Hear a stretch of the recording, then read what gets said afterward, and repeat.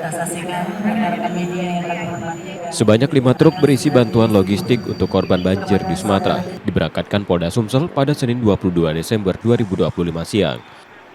Bantuan kemanusiaan ini dikirim menuju Langkat, Sumatera Utara, serta Aceh Tamiang, dan diperkirakan tiba pada 26 Desember 2025. Logistik seberat sekitar 25 ton tersebut memuat kebutuhan pangan, pakaian, dan obat-obatan. Penyaluran bantuan dikawal puluhan personel kepolisian untuk memastikan distribusi berjalan aman dan tepat sasaran.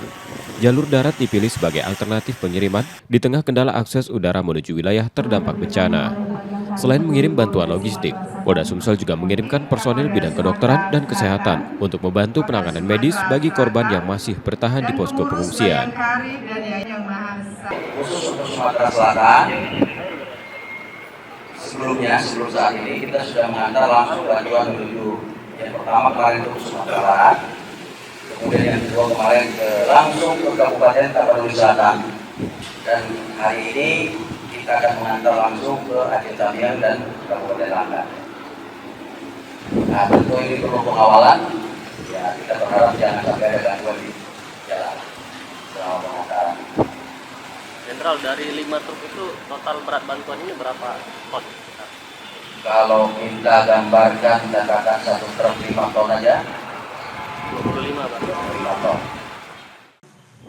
Sebelumnya Polda Sumsel telah lebih dulu menyalurkan bantuan serupa bagi korban banjir di Sumatera Barat dan Tapanuli Selatan, yang juga dikirim melalui jalur darat sebagai bentuk kepedulian berkelanjutan terhadap warga terdampak bencana.